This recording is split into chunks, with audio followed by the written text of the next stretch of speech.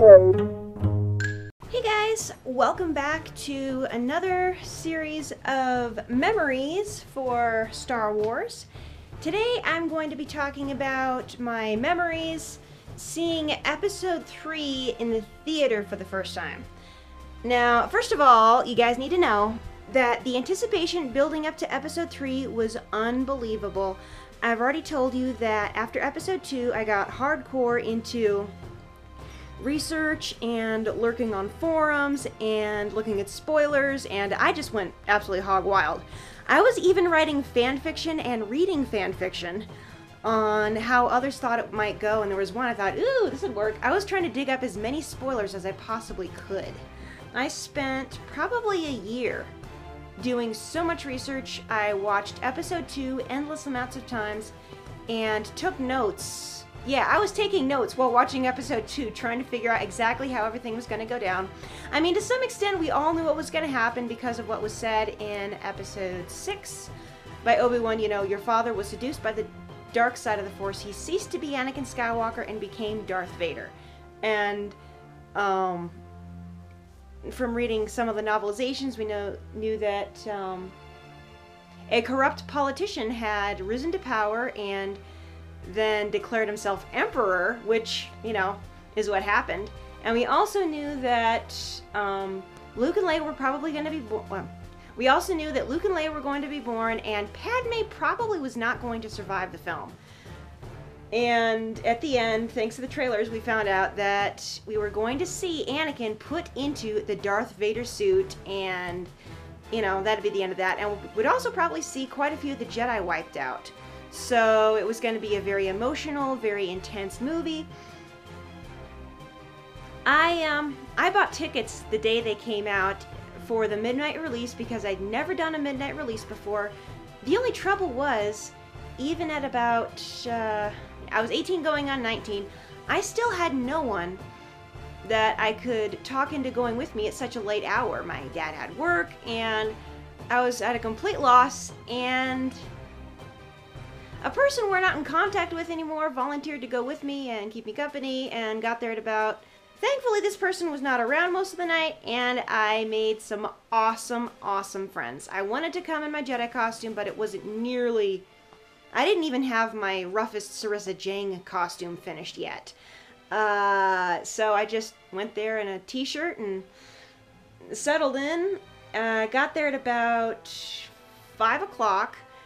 Met 3 people near the same age in line and made great friends with them. I don't know where they are now, but they were really, really cool.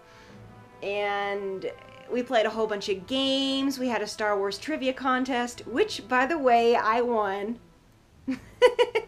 And the prize was a teddy bear dressed like Obi-Wan Kenobi. I still have that teddy bear, by the way. He needs a bath, and he's gone through several different costumes, but I still have Obi-Wan Kenobi. So it was just so much fun. A few people were in costume, and the line, even at 5 o'clock, was already starting to wrap around the block. This was back when they didn't have assigned seating, folks, let alone at the small Cinemark that I went to.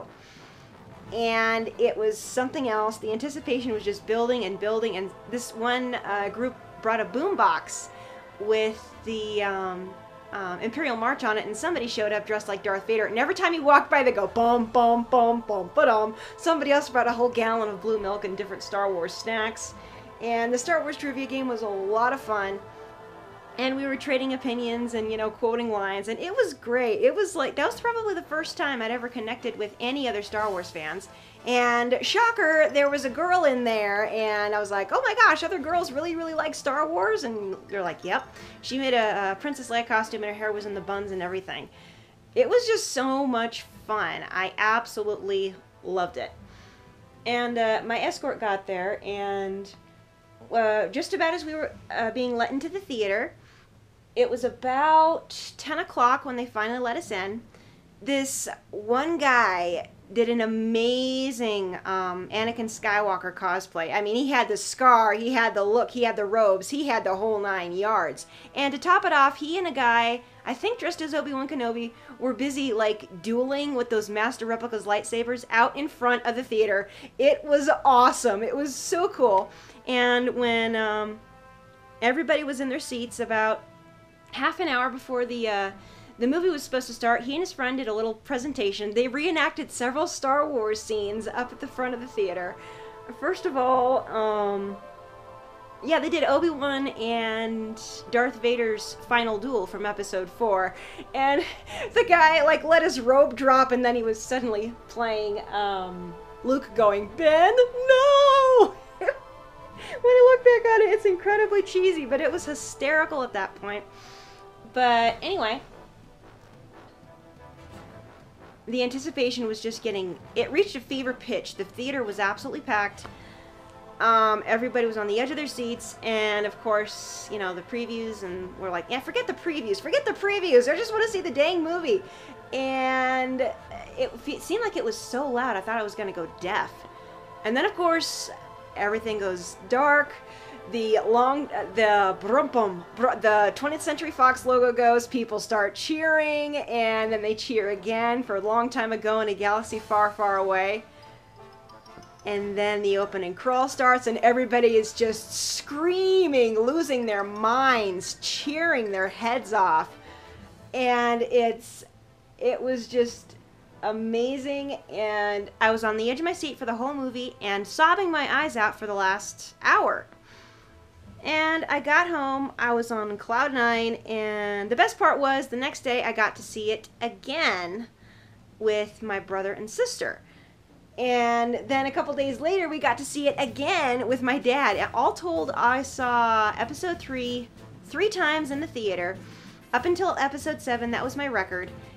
And it was just plain incredible. It still blows my mind to this day, that opening shot, oh my gosh.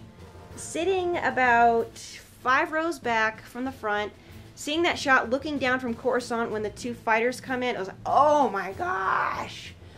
And that was kind of emotional for me, because not only was the story so heavy, but it tied up all the loose ends, and as far as anybody knew, that was going to be the last Star Wars movie ever put out. It was, honestly, I think it went out, that was like, it couldn't have ended on a more perfect note, because we saw the interior of the Tantive 4. At the very end, of course, Yoda, we don't see where Yoda ends up, but that's a cutscene. We see where Darth Vader is, we see Padme's funeral, and then we see what happens to the twins. Leia goes off to live in this beautiful, modern, like, alpine city on Alderaan, and she's got these loving adoptive parents, and then it's twin sunset.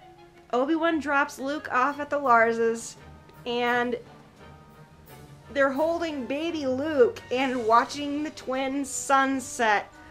It could not be any more perfect than that. It's just, and then the Force theme rising, ba-dum, ba-dum, ba-dum, ba-dum. It's just, oh, I love it. Every time I see that scene, I'm still in tears. Every single time. But it was incredible, and when it came out on DVD, I bought it as soon as I had the money. And I don't watch it very often to this day, and not because the dialogue was still fairly wooden and some of the acting was not up to par. It was badly overacted in spots. Sorry, guys. But it's, Revenge of the Sith will probably always hold something of a special place in my heart, and like I said, my nephew was in the oven when my sister went to see Episode 3, and after a whole bunch of family stuff happened, I was able to take him to see Star Wars again when Episode 7 came out, 10 years later. And wow, so yeah, Episode 3 will always be special for me. Part of me still wishes there were only those 6 episodes and then we could just make up our own endings about what happened to Luke, but it's nothing. As a 6-part series, nothing will match Star Wars. The story, the depth of the story, the characters, the music, it's just... And Revenge of the Sith was the perfect way to wrap everything up. Now, afterward, a whole bunch of nasty stuff happened. There was a whole bunch of drama, and for a while, Revenge of the Sith was very hard for me to watch. I still don't watch it very often. I try and limit myself to only once a year because it's so intense and so heartbreaking. But, wow. After Revenge of the Sith, a lot of stuff happened. I won't go into it right now, but it was a couple years later, a couple of years, that I finally, finished my Jedi costume and began the journey of going on troops. And guess what, guys? I've got another troop coming up on Saturday. I'm going to be in the St. Patrick's Day parade with a couple of friends. It's not official. It's off the books, but I'm going to try and do my best to vlog it. So, that's all for today. Thank you guys so much for watching and coming along with me on this reminiscence of Episode 3 Memories. If you want to see more G-rated Star Wars content, go ahead and click that little subscription button down below. Don't forget to check out the links in the description box for information on how you can help keep this channel going, whether through t-shirts, through Patreon, or through GoFundMe, which I'm trying to raise money for a new camera. I know my GoPro works for now, but it's annoying. It takes a lot of work to get a good angle with this thing. So, question of the day. Do you remember the anticipation, the build-up to Episode 3? What were your feelings on it? Did you go opening night? How did you feel about the film? And how do you feel about Episode 3 to this day?